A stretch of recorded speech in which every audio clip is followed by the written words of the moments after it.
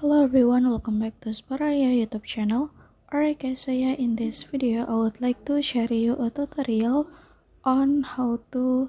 create new Google account on Poco C71.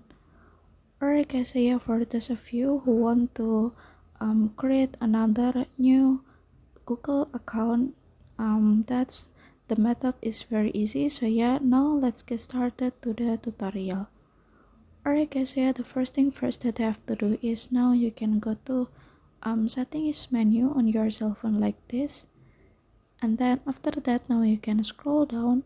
and then now you can go to password, passkey and accounts menu, scroll down again and click add account and choose Google, and then after that now you can verify yourself, and then you can click create account for personal use, and then over here now you can enter your first name and last name for option,